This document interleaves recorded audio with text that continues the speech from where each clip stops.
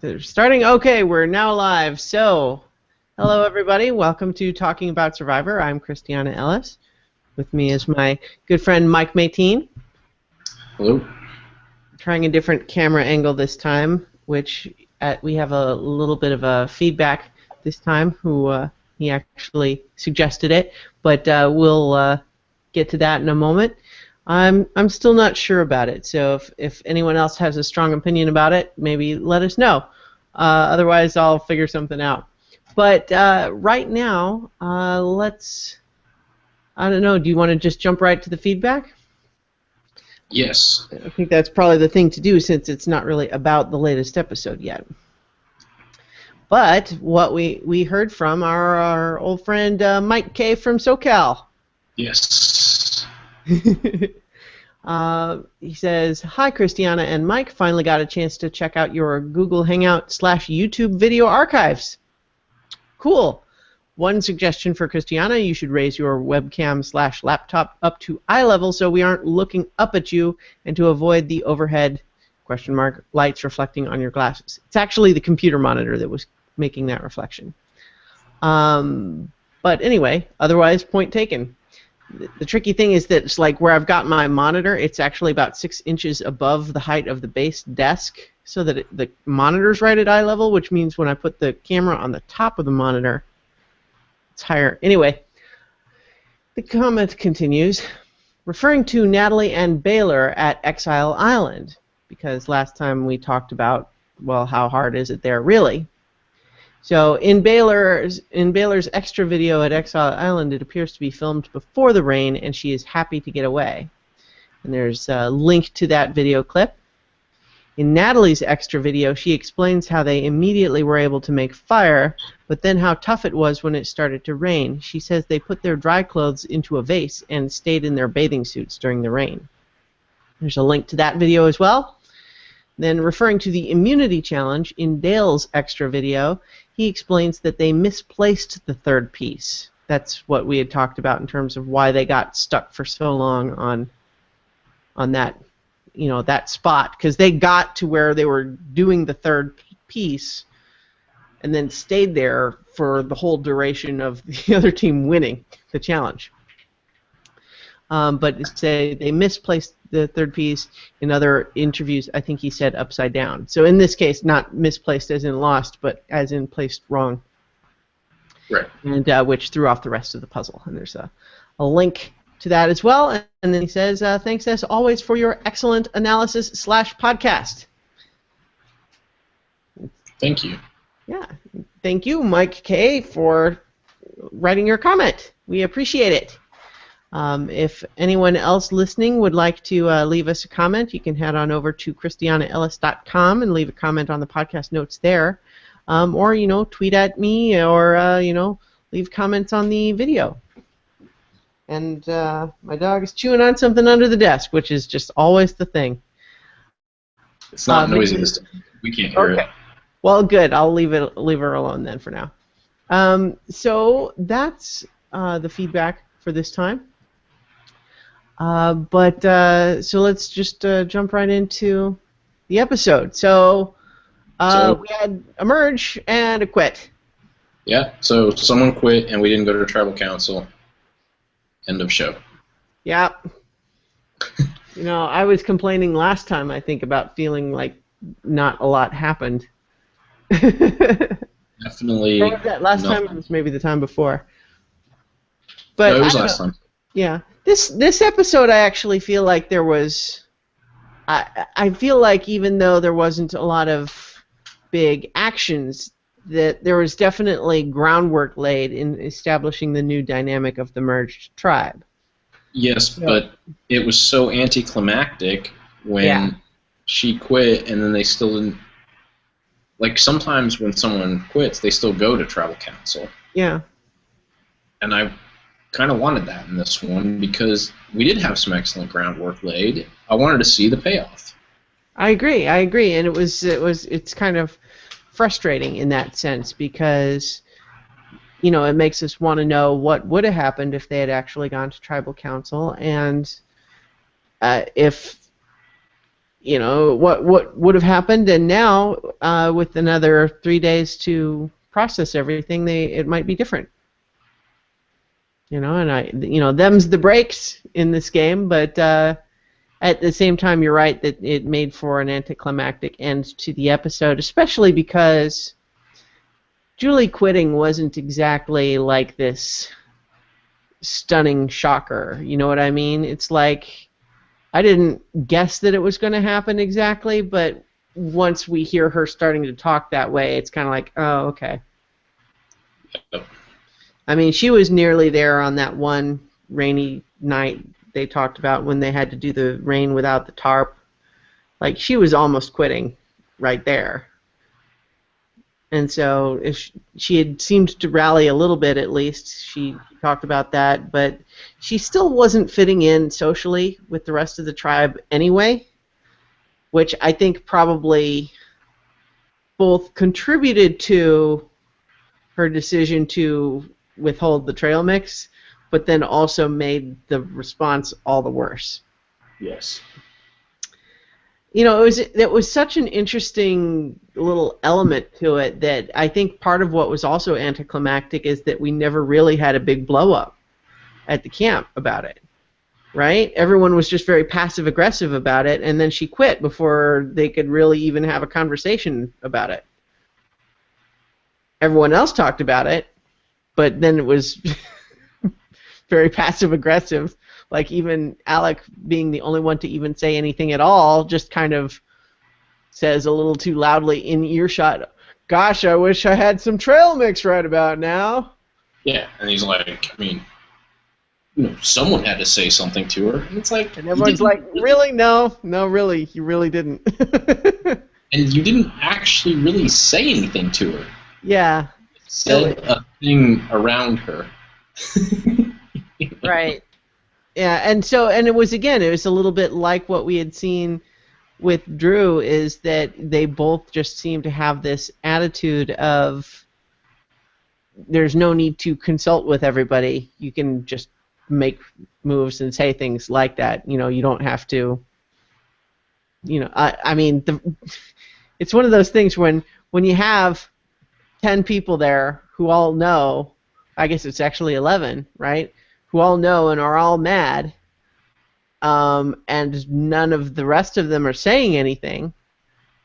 I guess he was feeling like, well, nobody else was saying anything, so I had to, but it's also kind of like, well, gosh, if 10 other people are not saying anything, maybe you should take that as an indication of the vibe of the tribe and not be disruptive of it. But, I don't know. I don't think it was a big deal. I think it was inevitable that it was going to come up, right? I mean, it wasn't just going to not come up at all. But at the same time, I think it was really just... It wasn't the straw that broke the camel's back even, or maybe that's what it was, but it was not the first thing to happen. You know what I mean? I feel like she was already kind of an outsider socially. Yeah.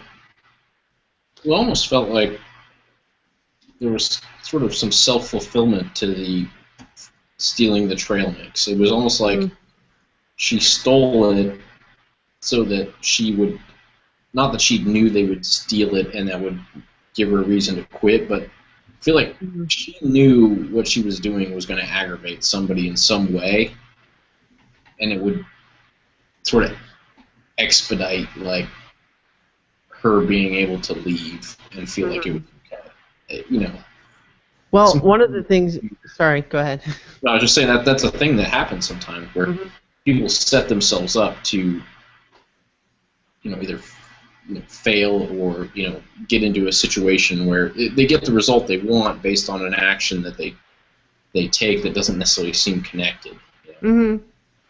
Well, and one of the things that Jeff Probst mentioned in his Q&A thing this week, the one that Dalton Ross did, is that she had motive to want to leave this time in particular because I guess even if it hadn't been confirmed, they had it on pretty good, like everyone there seemed pretty sure that whoever got voted off this time would not be on the jury but the next person to be voted off would. And if she wanted to be back with John and he's not on the jury, then she needs to not be on the jury either, or else she'll have to wait until the whole game is finished to see him. Interesting.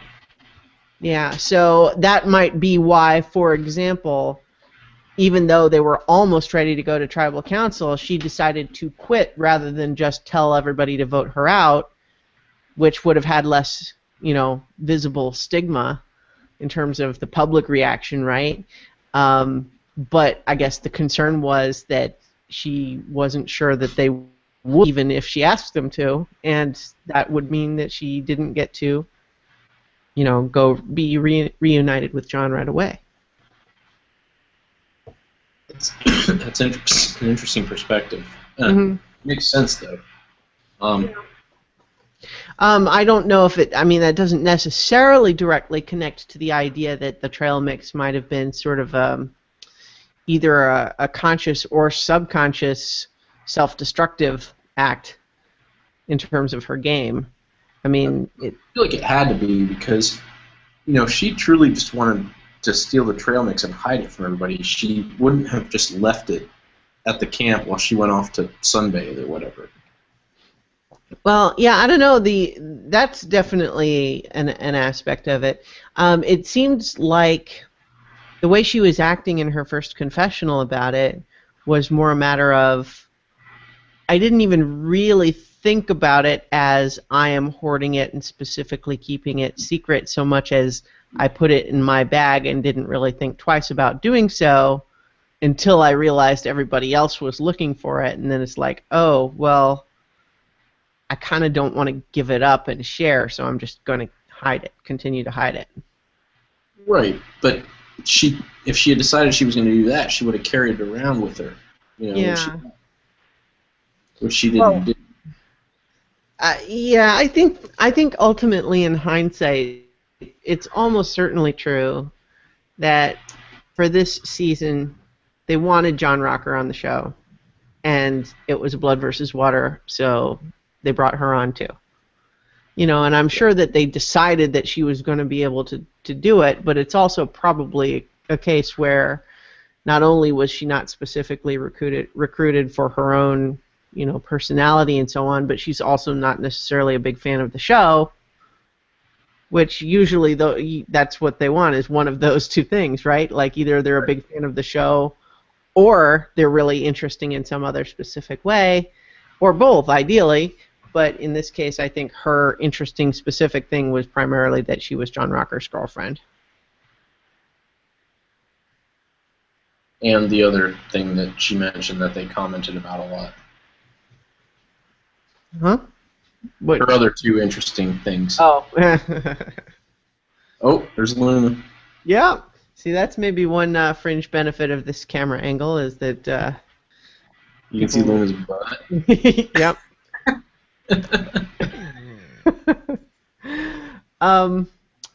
So, if we jump back to the recap...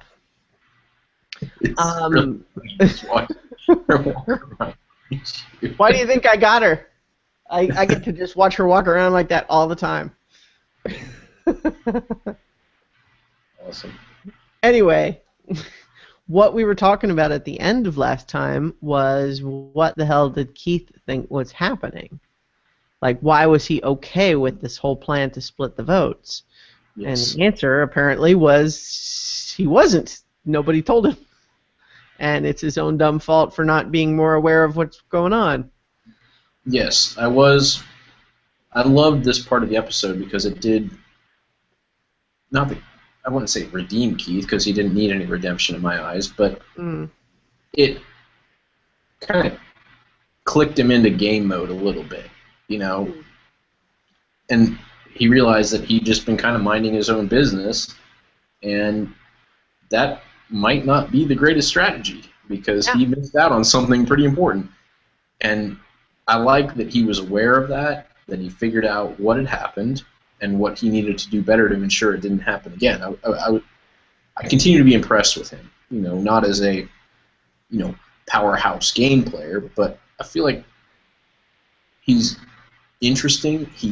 he gets it for something that he doesn't seem to be the one that was the passionate one. Like, I feel like it was Wes that really wanted to go on, and Keith came with him.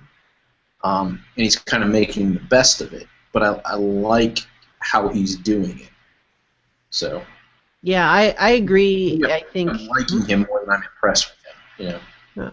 Well, I feel like I was a little bit disappointed with him initially, because it's one thing if like he was in on the plan and being a team player because he knew what was trying to go on, even though you could argue that why would you even agree to be a team player for that, because it seems dangerous. But I guess what they just told him is they just basically were going to play it like we're not worried about an idol, so we're all just voting out Dale. There's no vote splitting or anything. I guess that's what he thought. But I agree also, though, that that this has seemed to wake him up a bit of, oh, gosh, I can't trust people just because they tell me things. Yep. Yep. So he says, no more lies. And I'm thinking, well, maybe a few more. We're only at the merge just now, so there's probably some more lies coming. But of course, everybody says, oh, sure, yeah, no more lies, which is the first one right there. Yep.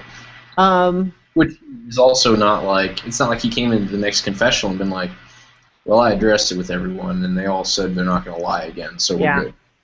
I really did like that he seems to recognize, even though that Missy and Baylor were trying to reassure him, he seems to recognize. It's like, yeah, except that I'm starting to get now what Dale and Kelly and and everyone else had kind of said about, and Jacqueline too, I guess, about Missy and Baylor, of just saying, gosh, they will say one thing to your face and then do something different. That seems to be a pattern with them. Which was actually weird, just given Baylor's attitude later this episode, actually. It seems to vary quite a bit depending on just how much she likes you. Yeah. But so in the meantime, we have Hunapu, where Josh is happy about the merge because he's been wanting a chance to vote out Jeremy. But, when they just kept winning, there was never the opportunity. Meanwhile, Jeremy says Josh and Reed kind of took charge once after the mix-up, and he's been willingly taking the back seat, but that he is also looking for his opportunity to take out Josh. And so we're setting up pretty early in this episode that those guys are sort of the power players right now.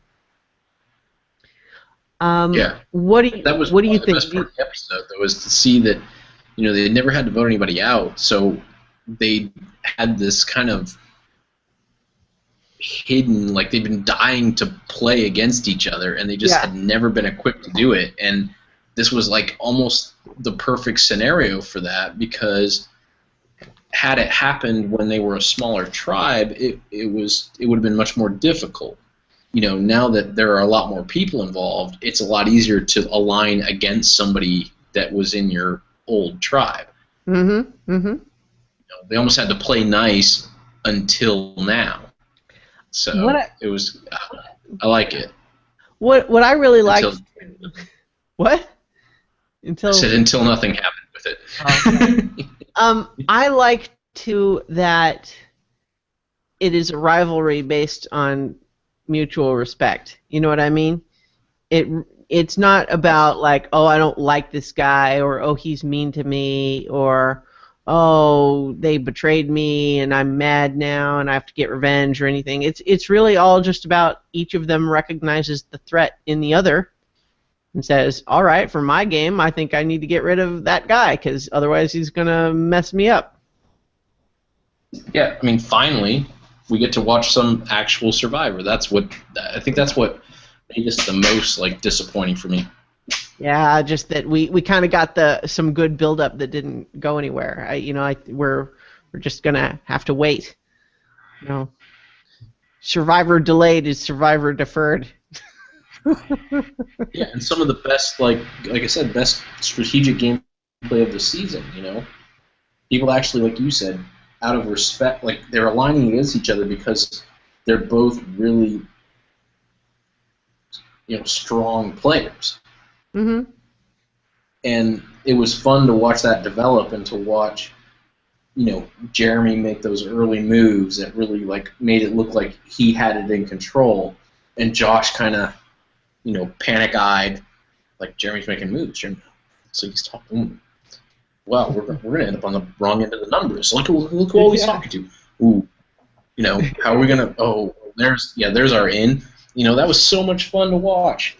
Mm-hmm. Mm-hmm. Yeah, and just the different strategies, because on the one hand, you have Josh with the whole approach of we've got 4 intact couples, which would make 8 of the remaining 12.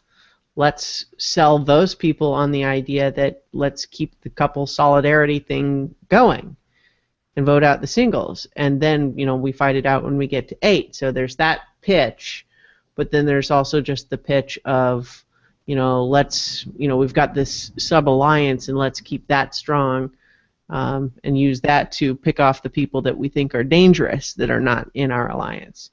And it's, they're both legit strategies. Right? It's just each of them are. Jeremy is obviously not going to be on board with the couples solidarity thing because he's not in a couple anymore. Right. But it's also. Sorry. No, go ahead. I thought you were done.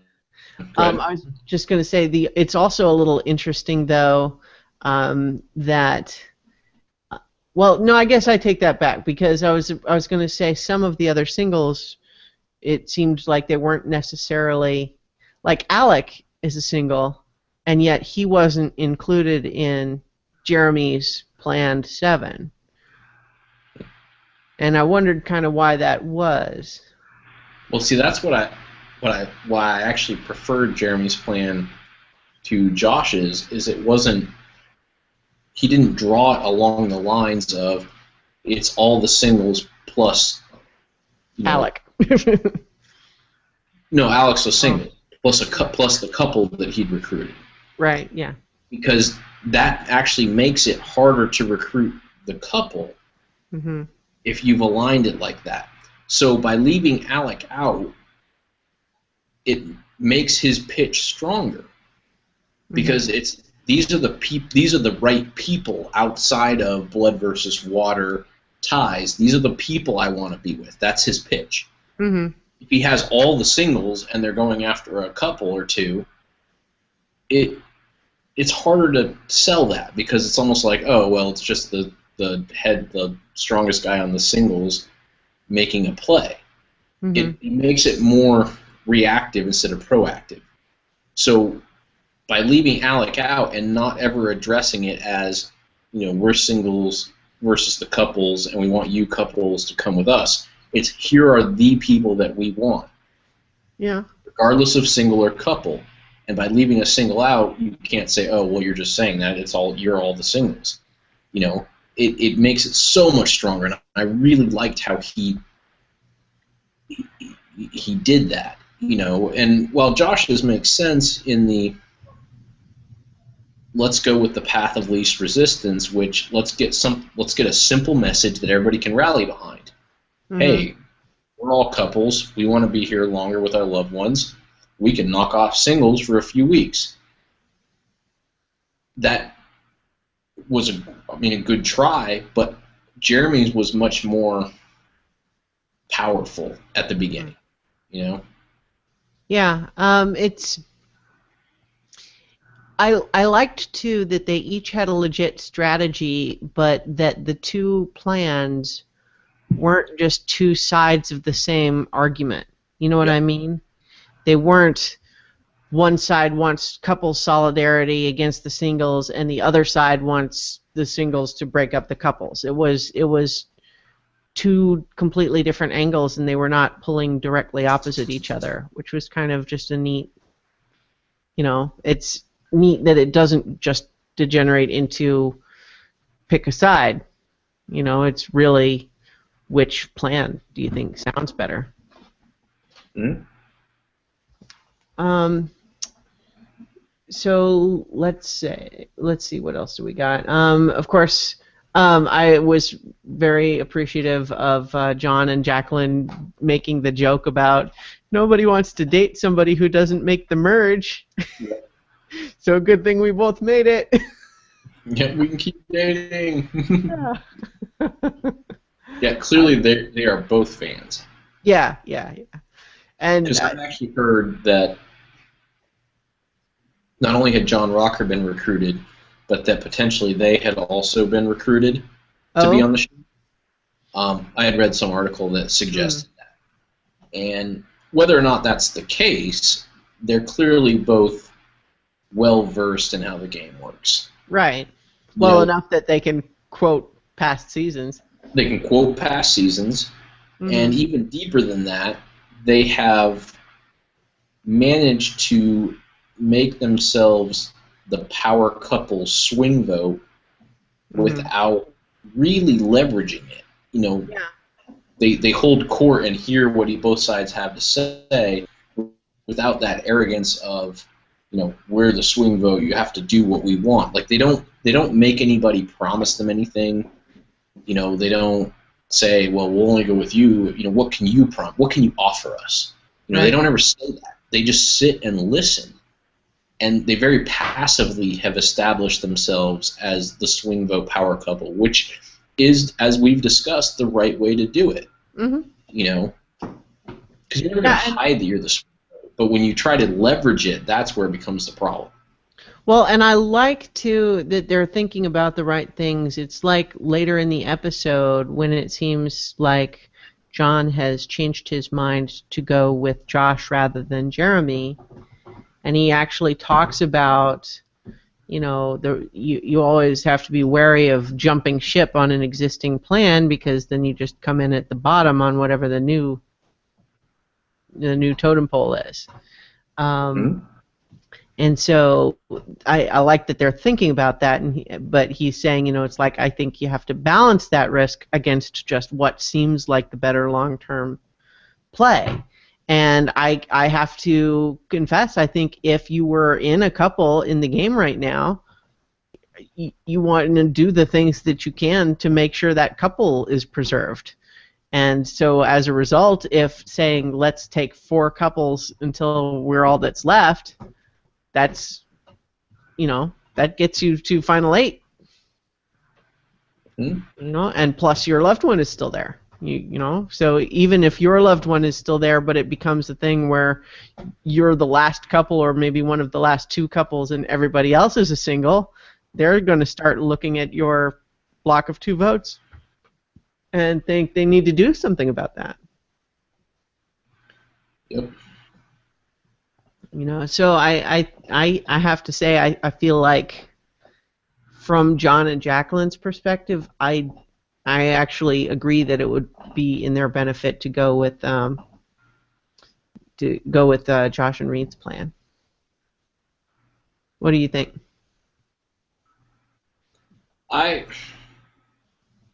You're probably right. I was just really the way that. Am I losing you? You're kind of frozen. Uh-oh. Hopefully we'll get Mike back here in a second. Lost his connection a little bit. So in the meantime, we can talk about... I'm just vamping. Oh, we lost Mike. I'm going to have to re-invite him. So hopefully we'll get Mike back quickly here. But one of the other things that happened in this episode, obviously, is it's apparently Wes's birthday, and Keith forgets, but Josh remembers. And then a roasted crab as a birthday present. That's not bad. it's the Survivor equivalent of taking them out to Red Lobster or something. So in the meantime, I am trying to get Mike back in the call, but sometimes we do have these connection difficulties. So we also have the bit at this point where Keith talks more about how he's basically done with Missy and Baylor in terms of any actual loyalty. He's just glad to be back with Wes and intends to continue to play with him. So that just given that they're not included in Jeremy's planned 7, kind of by default is pushing them over to be with Josh and Reed, and I suspect that's largely because Wes seems to be pretty closely aligned with Josh and Reed, and so if Keith is just returning to play with Wes as a partner, then that pretty much places him on that alliance by default. And we also get here some preliminary talk from Julie about it just being hard for her to see the multiple loved one couples. Maybe when it was just Josh and Reed, that wasn't quite as much of a reminder for her of missing John, but when she sees the other male-female pairings, that makes her a little more envious. And you can kind of get that, but it's like later when Probst talks to her, he kind of points out, it's like, well, I'm sure you miss him, but people are away from each other and they don't die. It's little kids go to camp away from their parents, and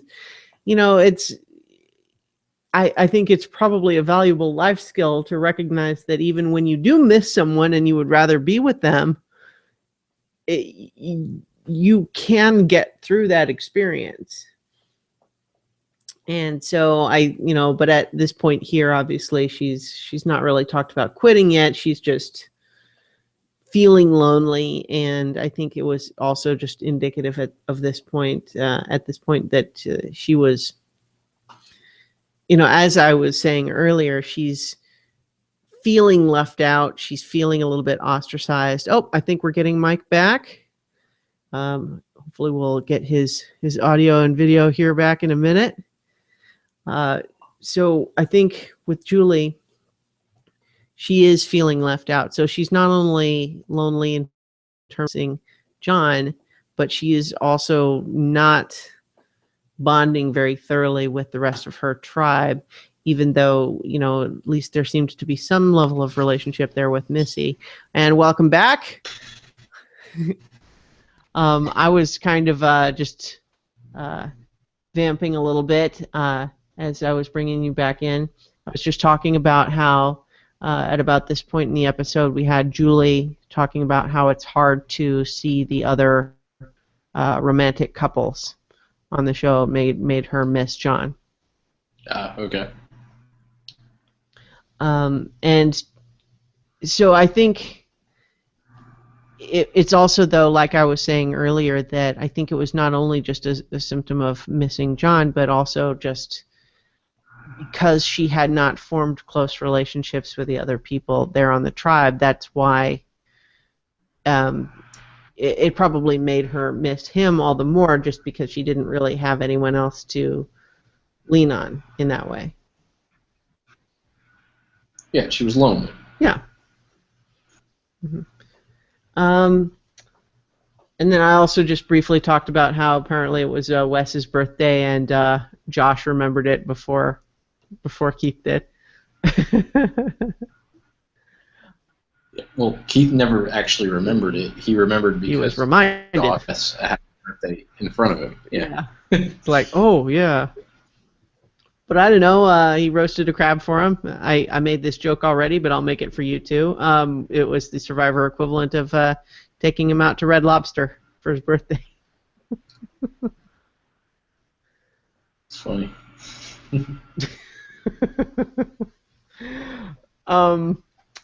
Anyway, I briefly touched on Keith talking about how he's mostly just glad to be back with Wes, and reiterated that he's not feeling especially loyal to Missy and Baylor. Probably Wes's alliance with Josh and Reed that has now just, Keith has just rejoined with Wes, and that's why those two defaulted into that side and aren't included in Jeremy's planned alliance. Well, and I just love the dynamic of like the two like country Southern guys with the two like gay New Yorkers. Like, yeah. I love it. Yeah. No spooning.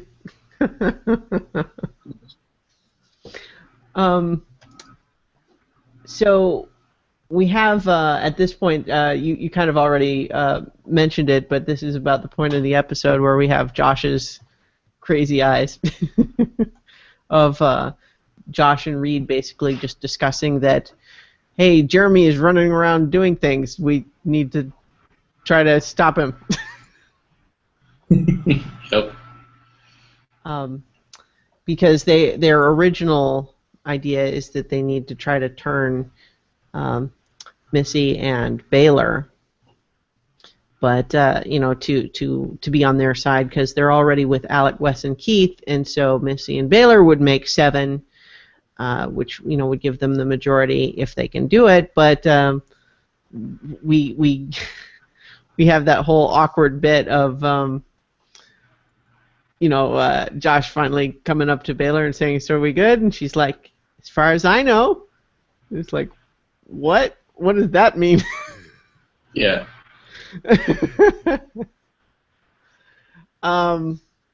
Yeah, so he was not reassured by that conversation. No. And so what was interesting, though, is that it would be one thing if she was just a bad liar, but the fact that she then goes to Missy and is basically saying, I'm going to have to tell him that I'm going to vote against him. And Missy's just like, don't do that. You're going to have to be a little bit phony. I loved that. And it was kind of a fascinating conversation, I think, because it was simultaneously good survivor advice and yet also almost a parody of bad parenting advice. Just smile and tell him what he wants to hear, and you'll get what you want. And if anybody asks you, you just tell them you have to go ask your mom.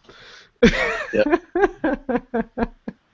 And so I found that amusing, just the pairing of that, because at the same time, like I'm laughing, but given that Baylor was apparently feeling guilty about one of the basic core mechanics of the show, pointing out to her is like, okay, listen, I apparently have to explain to you that the reason we want to vote him out is because we think he's a good player and he's a threat. So you are respecting him and his gameplay by not just fessing up to him what you're doing. If you went and told him, his response is not going to be, well, gosh, Baylor, thank you for telling me that. I will now meekly submit to my fate. I mean, like, what does she think she's actually going to gain by telling him that? There's nothing.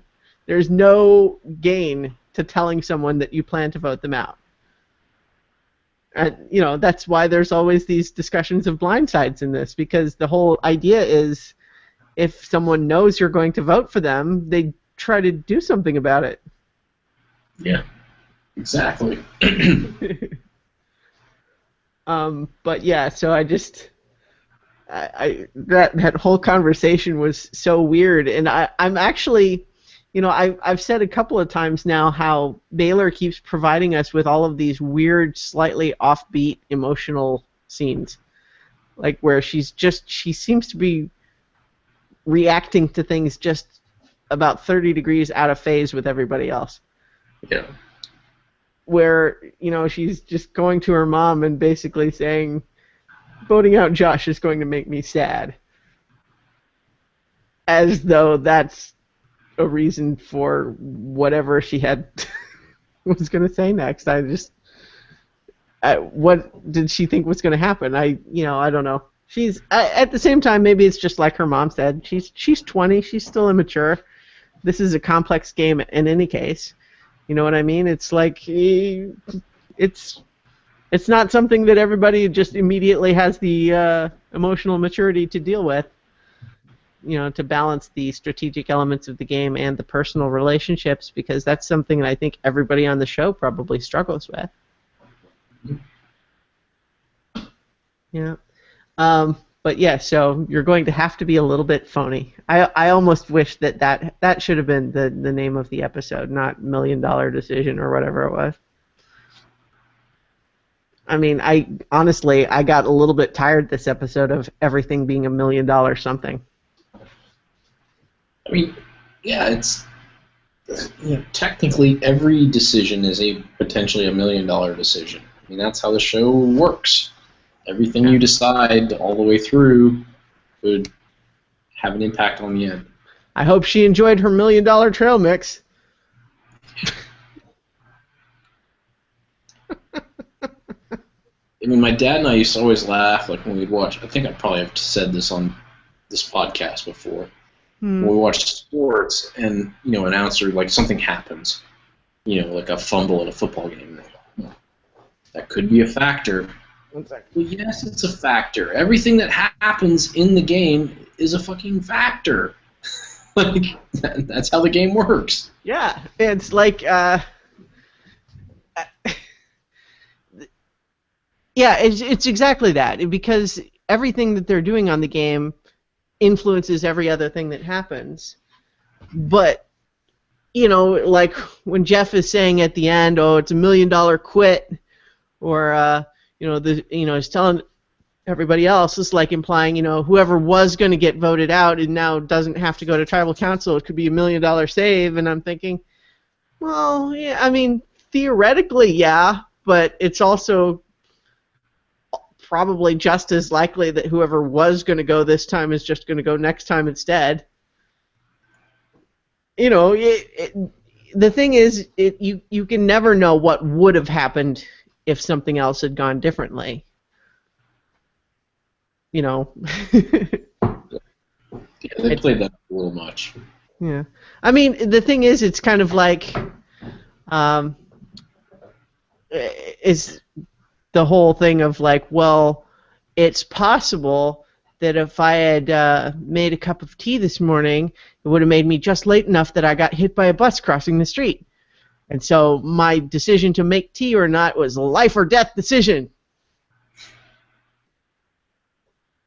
That's... Anyway. Yeah. I was getting annoyed by that terminology by the end, especially since they used it like 5 or 6 times, and it was the episode title. Yes. You're going to have to be a little bit phony. Would have been better. But anyway, I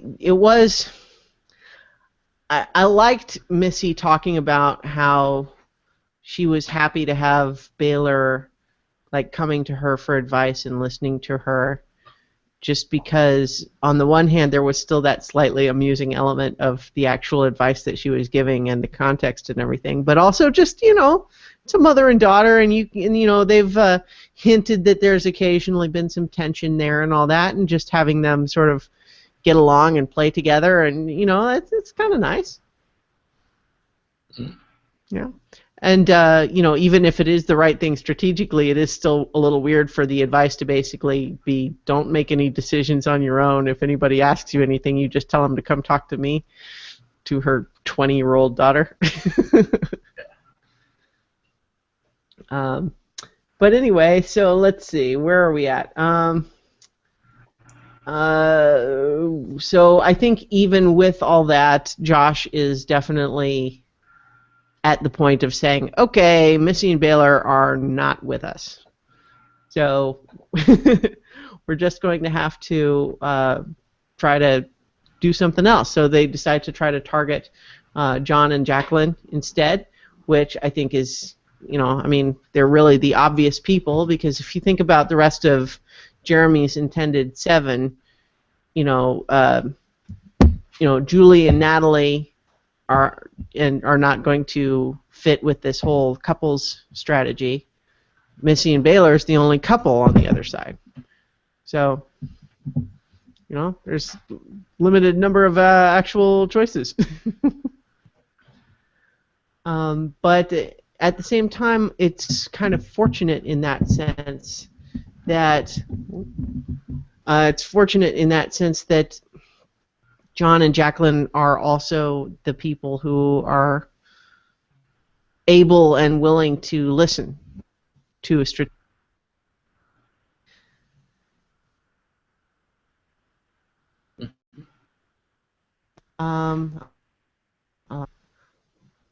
So Josh pitches it all as Jeremy is a threat to win, and I thought that was good. I wasn't as sure. Who do you think they're going to give the money to? 2 successful Broadway guys or a firefighter with 2 kids?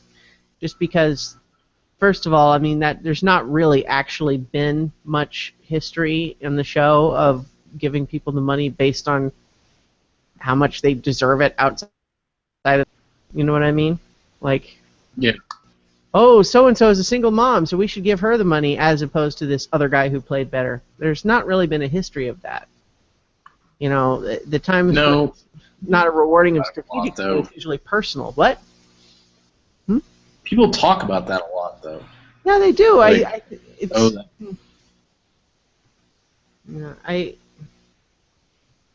they do talk about it, but I don't know. I can't even really where that's happened. So. No. And so I don't know. I felt like if I were John and Jacqueline in that situation, I don't think I would find that particular line of reasoning very, very persuasive. Because I feel like it's one thing, when you're at the merge, you want to have a long-term plan, but I think you still need to be more primarily focused on even getting that far, right? Right. Because especially when they sort of pitched it as the implication that both, Josh saying like both Reed and I are these Broadway guys who are very successful versus Jeremy. So just this idea of like the scenario they're describing is you're choosing being at the end with Jeremy, who admittedly is strong and maybe has this whole firefighter narrative, or you could be in the end with Josh and Reed. Right. Which inherently, when you're pitching to a couple, and we're assuming a final 3, means, it's not going to be Josh and Reed and John and Jacqueline. So I wasn't as big a fan of that specific part of the pitch, but just generally the argument of saying, in the shorter term, let's keep the couples together. Jeremy's a threat, let's get rid of him. I think that part resonated. Yes.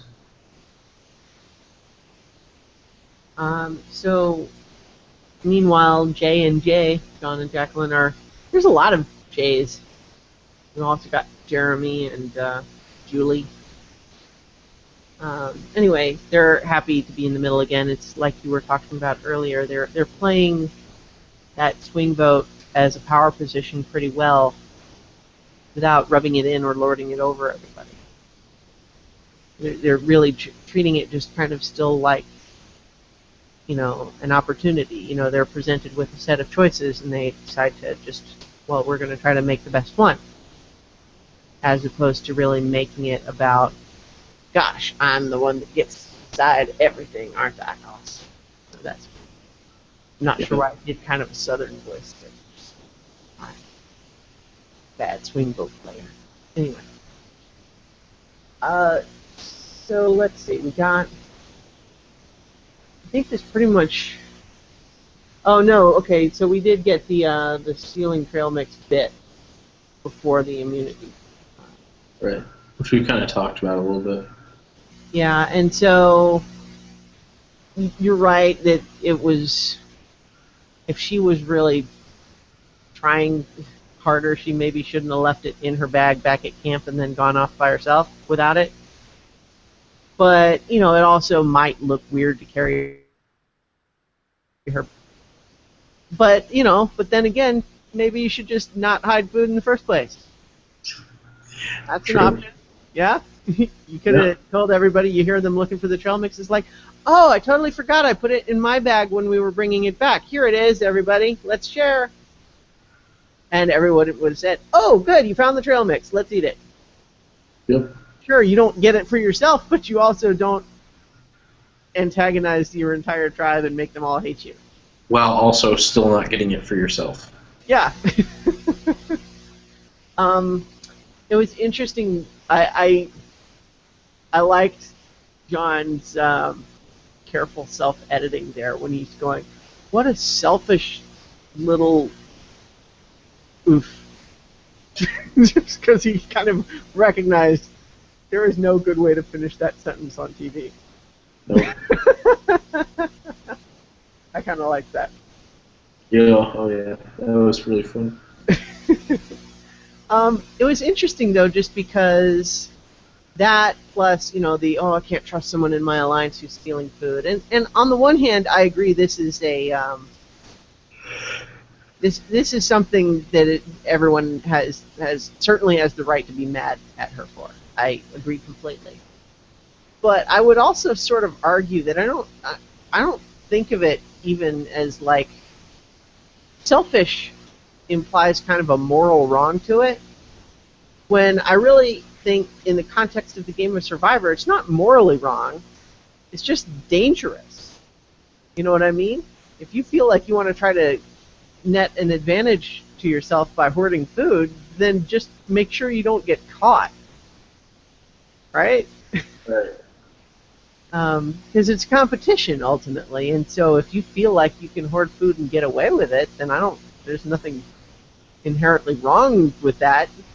That's just so risky, because if you get caught, everyone's going to be furious with you. Right. It's like when Russell was stealing socks, you know. Yeah. Although that one made even less sense because there was no possible advantage to it other than just making people upset and annoyed. True. What it does remind me, though, is it's one of the ancient days of Survivor. The Kel, who there was a whole big controversy. This was, I think, Survivor Australia, that he got accused of having obtained some beef jerky from somewhere, and they had it hidden. And everyone accused him of it, and I don't recall if they ever actually confirmed whether there was in fact beef jerky or not. But the whole tribe turned against him because they became convinced that he had this hidden beef jerky and wasn't sharing it. And that's how he ended up getting voted out. That was, I think, all the way back in like season 2, if I'm not mistaken. But anyway, it's time for immunity challenge and balls on discs. What? You heard me. Not correct. Yes. Okay. That is what happened.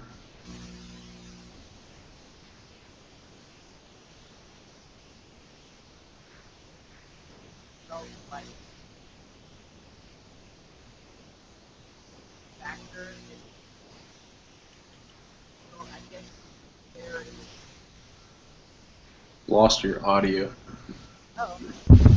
Can you hear me now? Hello? Oh. Yeah? It was mine, so I turned the volume way up. Nope. Yeah. I didn't like the challenge. I guess it's not unfair in the sense that the wind doesn't necessarily favor any one person over any other person. But the whole thing made everything so much less skill-based, it felt like. It just sort of felt like, well, who wins? It's, well, whoever didn't have the wind blow the ball off their disc. Wow, really? I didn't get that feeling. Yeah, so maybe I misread it, but I sort of just was watching it, and I didn't feel like it was an especially interesting, visual. And then there was there was 5 or 6 times where Probst was going, oh, and a nice save by, oh wait, never mind. Because by the time it starts to go off the end and you're forced to try to save it, it's just going to roll off the other side because there's no way to slow it down again. Yeah, it's impossible to save it. You have to always be not in danger. Yeah. Yeah, so, I guess I read the wind as more of, oh, isn't this so difficult? Not only is it hard, but there is wind. Not that it had an impact. But that makes sense. I can see what you're saying. Yeah, I guess it was more just a matter of, I felt like the challenge felt kind of arbitrary and not like something where someone who's skilled will do substantially better than someone who's not. It's just such a weird motion, and you're controlling it with 2 ropes, and so, like, how do you, like, the idea of doing all the different motions you might need to do to balance it with that control mechanism, I don't know. It's like, I didn't hate it. I'm not angry, but I just wasn't impressed. Fair. I mean, I was fine with it, but there was nothing like, this is such a cool challenge. Mm-hmm. So in any case, the final 4 were Josh, Wes, Keith, and John, but then it finally came down to Keith and Wes, and Keith wins the first individual immunity. Good for him. I liked that Dalton Ross meant that means he can go and take another nap.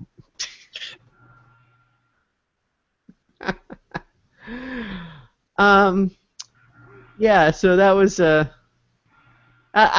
so good for him that he won. I was happy for him. Yeah, I was too. Mm-hmm. We have Jeremy kind of bummed to have done so poorly, but in a good sport way. You know what I mean? He didn't seem really angry about it. It was more just kind of... No, he turned it into leverage. Yeah. Like, when all the immunity challenges, did you see? Yeah, exactly. Yeah, I'm the worst at individual immunity. Mm-hmm.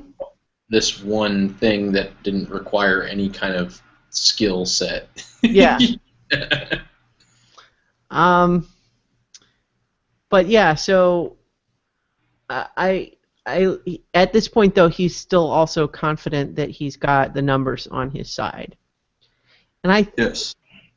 Although his plan was good, I don't know that he ever became aware that there was really a question of whether everybody was on his side or not. You know what I mean? It's like Josh knew that they were lobbying John and Jacqueline to say, please come over to be on our side, and knowing that there was a balance there of like, well, what are they going to decide? But I think Jeremy thought that everyone in his Plan 7 was solid and didn't realize there was even a question. Yeah. Anyway, though, this is the point where everyone's still giving Julie kind of the cold shoulder, and then Alec does his sure would like some trail mix. And I was so done with her when she decided that she was angry that they would treat her that way. And I'm thinking, you did it. You're the one that betrayed their trust first. Now, you have the right to do that, but you do not have the right to demand that they not be angry at you for it. I mean, I can understand why she would then feel like she doesn't want to go back there.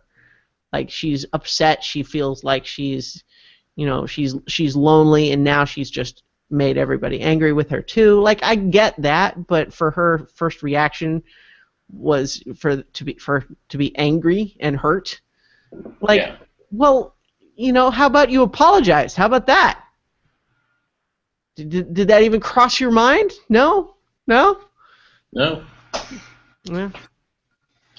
So anyway, I was already pretty frustrated with her, and even though I don't like when people quit generally, I was, and it was disappointing that it meant no tribal council. I was at this point not feeling like I wanted her to stay in the game. Yeah, that I agree. But that also didn't help with the enjoyment of the episode to be like the last 15 minutes to be dealing with that BS. Yeah. Oh my god. I can't even go back there and see them because they're mad that I took the trail mix. And lied about it and hid it and then didn't apologize when it became clear that everybody knew. And now I'm going to betray my alliance by quitting. I won't even look them in the eye while I do it. Right. That whole last 15 minutes was so just blah. Yeah. I don't really know a way to describe it other than that. The only thing I liked really about that whole bit, though, is actually Missy, who I feel like I didn't like for a while, but I'm liking her more as the season progresses. Especially, I liked how she was able to be like a friendly listening ear and to try to reassure Julie. And sure, there was some self-interest in it, but it seemed like it was mostly genuine. At least in the sense of saying, this is what I'm going to say to you. I don't want you to feel upset. I'm going to sincerely try to convince you to stay. And then when it's confessional to say, I think she's pretty obnoxious for stealing the trail mix, but we need her. Now, that said, some of that may have come across to Julie, and that's why. But, at the same time, for her to fixate on they want me to stay just so they can use me for a vote. And it's like, what other reason should they have? Yeah, what else could you provide makes you redemptive in any way? Maybe if you had offered anything else to them, they would think they need you for other reasons. Yeah, I really liked, and it kind of shocked me that she did that because I thought it was when I was watching the actual conversation between Missy and Julie, I actually gave her credit for saying that, because it almost made what she was saying sound more genuine. Because of course there's a self-interest. So don't pretend there's not. And the fact that Julie wanted it to be more fake was that part blew me away. I want somebody to be straightforward. Even if you're shading on the side of saying it's in, we really like you. Don't pretend that they also would like you there because you're part of their alliance. That is a real reason. I would respect that a lot more. And I feel like she just kind of left it in there. Yeah. As she was talking about. And what you said, we can't know whether the communication body language led Julie to understand that was the sole reason and upset her. I don't feel like it did, though. We didn't. Certainly, we didn't see that in the part we saw. I didn't get that. Yeah. No. So what it felt like to me was Julie was like, "Oh my God," she was actually honest with me, and I didn't like the answer. Well, here's the other aspect of that. I mean, the other way to pitch Missy saying, sure, we want to use you for your vote is basically also saying, by you making this selfish decision to quit, you are screwing us over. And so Julie can decide that that's selfish on Missy's part, but Missy could say, you are choosing your own comfort over this alliance that you had committed to with us. You know, you are messing up our game. This isn't just, oh, we wanted to use you and now we can't. You are messing up the plan. And that's putting us in danger. That's what I felt was delivered. Mm-hmm. Like, that's how I felt like she expressed it. Yeah. Probst even reiterated that. He was basically pointing out to her. And she's like, oh, yeah, I feel really guilty about that. So I'm not going to go back and tell them. Yeah, I'm not even going to look them in the eye and say why I'm quitting. Well, because I think, she's an adult. If she decided, okay, I'm really just, this game is harder than I thought it was going to be, I'm done.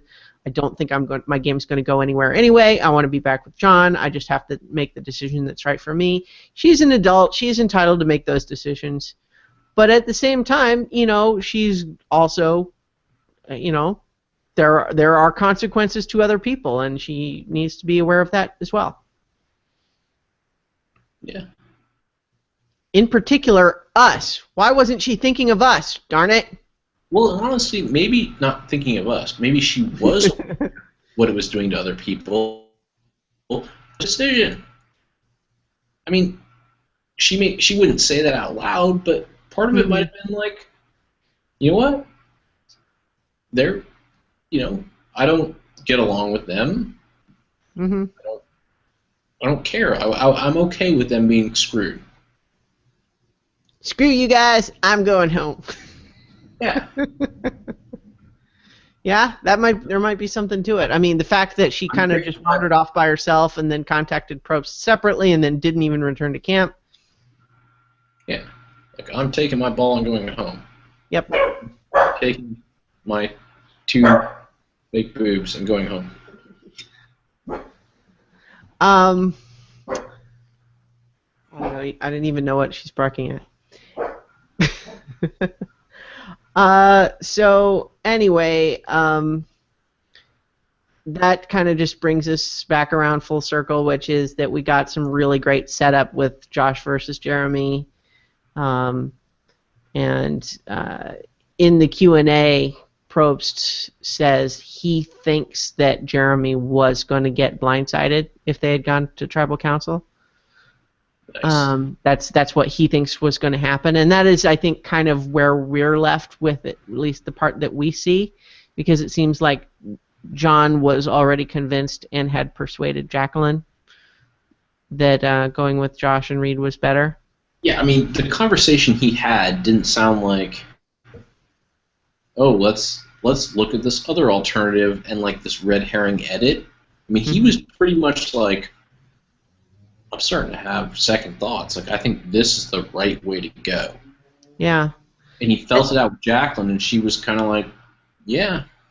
There was no red herring in that, as far as I can tell. Yeah, I mean, it's... They even kind of showed her changing her mind, because her first reaction was, wait, I thought we were doing Jeremy.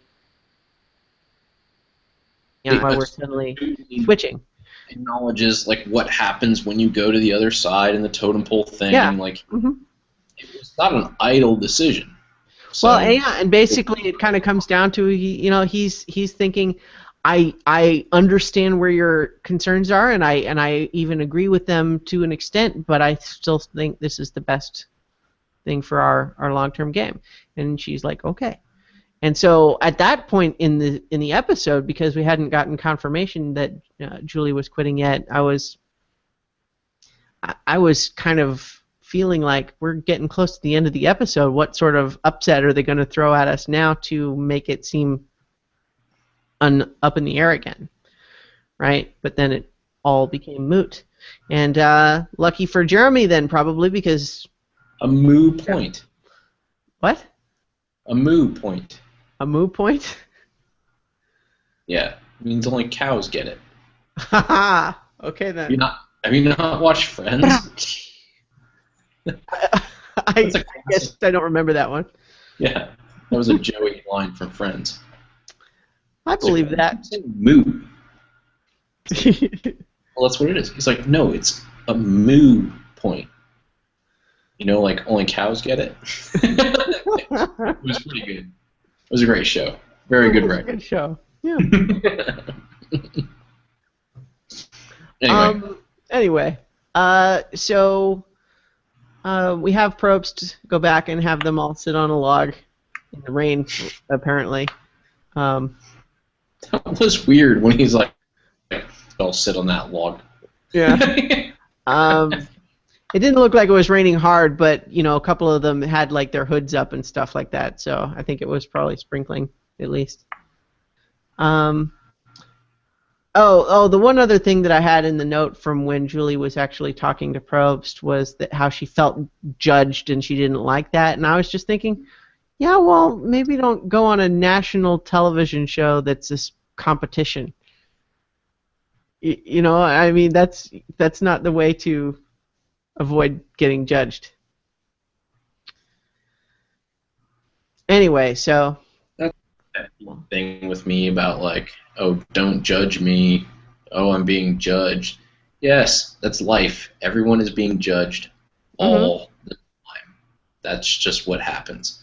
Yeah. And like, as to your point, you go on a national television show, you're going to be judged a lot by a lot of people. Yeah.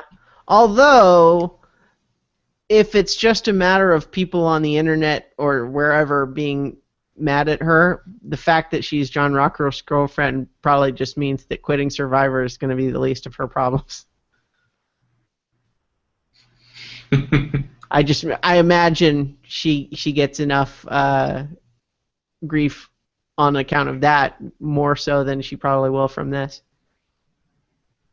This might have a probably flare up where people are, Survivor fans are interested right now, but then that'll die down. And I don't know. We'll see. I didn't get a next time on Survivor on my recording this time for whatever reason. I think the recording just cut off early or something. So I didn't see next time. Oh, there was one, but I didn't write any notes down from it. Okay, so I don't know what happened. I'll have to go in cold. That's okay. Doesn't sound like it was terribly memorable necessarily. No. All right. Well, so we'll see then. I guess we probably didn't get any final words from Julie. So. No, we did. Did we? Okay. I guess I didn't get that either because it would normally come after the next time on anyway. Also, not a thing that I wrote notes on. So, and I don't remember. Well, because I'm not sure that either of us especially care what she has to say at this point. I mean, that's pretty much what I got to. Was like, I'm not interested at this point. And I think I was talking to Abby about, like, she was like, wait, it just ended? I was like, yeah, that happens. It all has to do with the numbers. Yeah. It's not like, they thought this was the perfect way to end this episode. They can't go to tribal council right after she quit because it doesn't make the season align right or whatever. Yeah, they can't. They need to make sure they have enough people to fill out the remaining number of episodes. Right. And I was like, sometimes this has happened where someone will get injured or quit and they'll still have to go to tribal council and all this kind of stuff. And sometimes that's really entertaining because it'll throw a whole loop and everything. Sometimes it's not. And so I was going through this whole explanation, and then like the next scenes and Julie's thing came on, and I was like, I was more interested in explaining the dynamics of the game to Abby than I was to paying attention to what the hell Julie had to say. Well, and just continuing on your point about that, sometimes it's even the reverse, where if nobody has quit or gotten and they have too many people and they need to do a double elimination episode.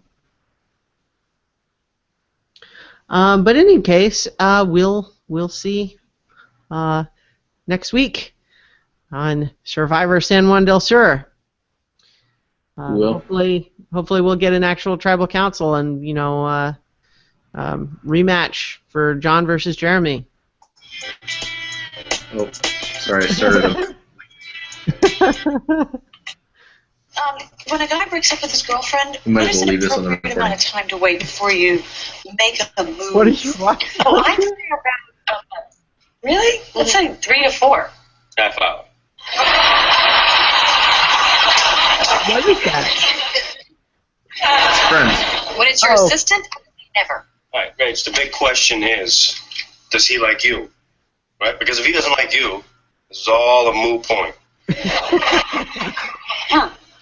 A mood point? Yeah, like a cow's opinion.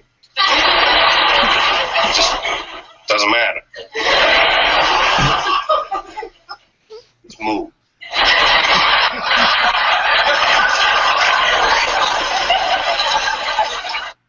That was so good. That was a good What joke. makes it so funny is that, like, he still gets the same definition of what a moot point is. Like, Oh yeah, yeah. that's a perfect example of hearing something, or at least slightly mishearing it, and just sort of inventing the context in a way that makes enough sense that unless someone specifically explains the actual correct meaning, how would you ever find out? Yeah. You know, just because every time you hear someone say moot, you just kind of mentally edit out the T, and it just fits with what you've always thought. It's kind of it's just the flip side of when you're pronouncing a word a really strange way because you've always just read it and not heard it said. Yeah. Because I was Or- probably in book 4 of Harry Potter before I stopped saying Hermione.